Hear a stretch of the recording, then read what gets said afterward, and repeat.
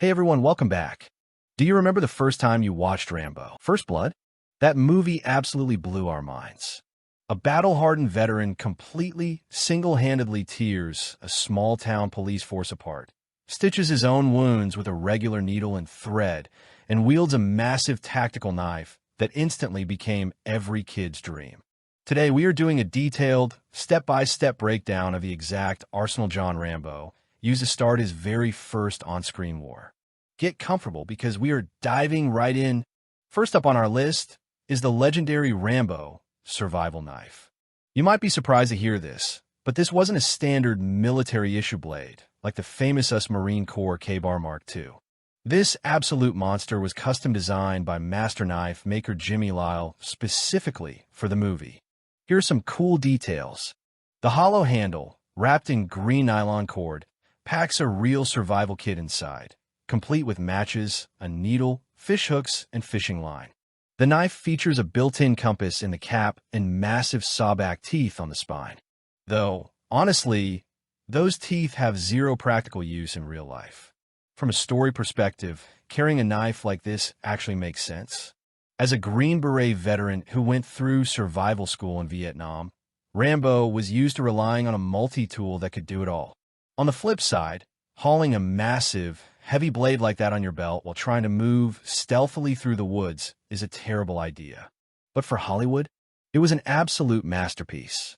By the way, after the movie premiered, this knife became so incredibly popular that companies started mass-producing it for the public. Moving on, second on our list is the M60 General Purpose Machine Gun. Rambo steals this beast from the back of a flipped army truck and uses it to completely dismantle the town's infrastructure.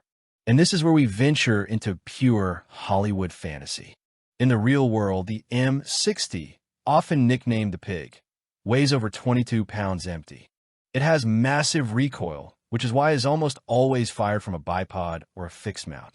In the movie, however, Sylvester Stallone is running, jumping, and hip-firing this thing, holding it by the handguard as if it were a lightweight plastic toy. Plot-wise, it makes sense. He took it from the military.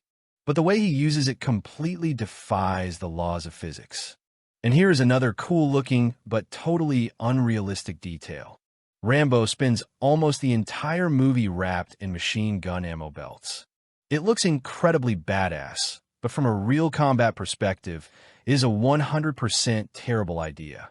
In real life, absolutely nobody does this, and here's why. The M60 is notoriously finicky. To keep it firing smoothly, the cartridges and the belt links must be completely clean. In the movie, Rambo is running through a dense, damp forest, crawling through mud, and climbing wet rocks. The gun oil coating those bullets would instantly turn into a magnet for pine needles, sand, and dirt. The moment that thick layer of forest debris feeds into the machine gun's receiver, the weapon would jam hard after the very first shot. In reality, ammo belts are always kept in sealed metal cans or heavy-duty canvas pouches.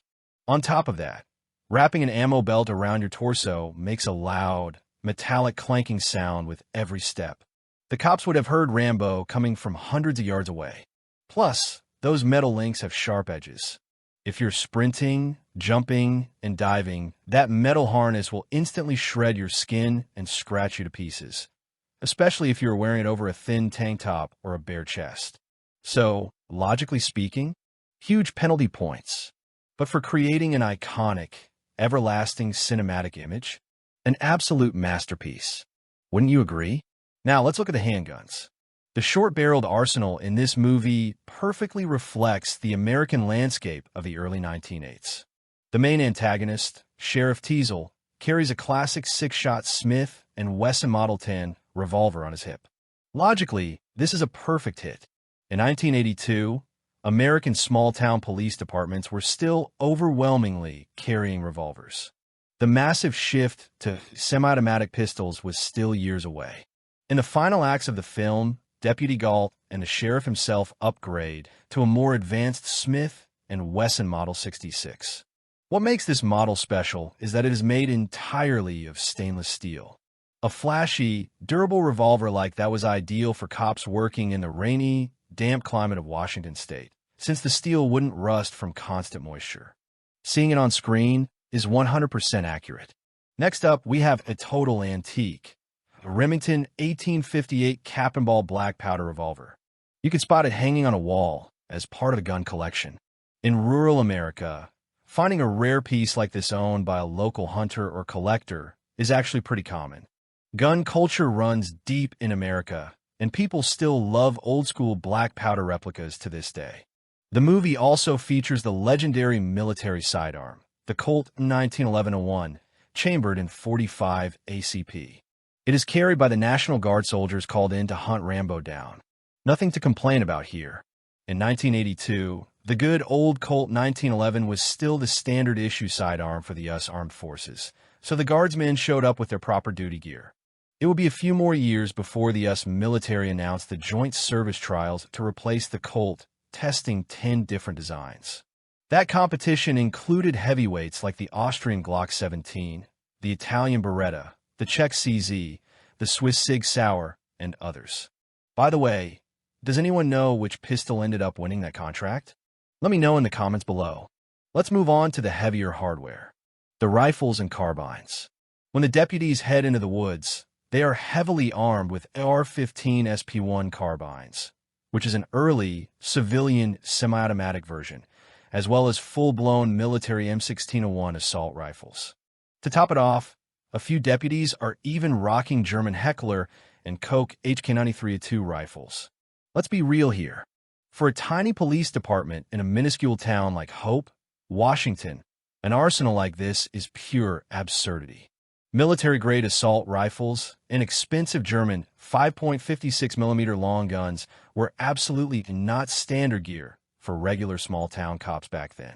Normal patrol officers went out on calls with pump-action shotguns and revolvers.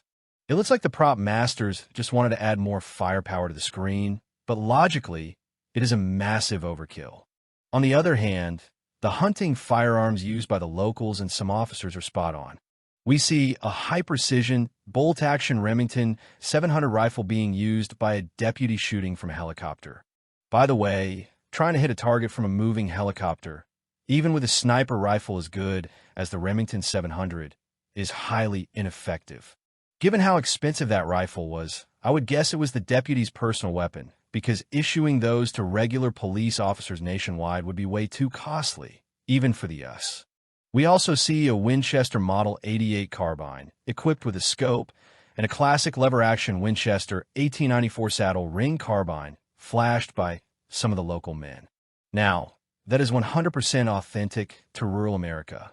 Those iconic rifles with a distinct cowboy-style lever loop could be found in almost every hunting household across the country.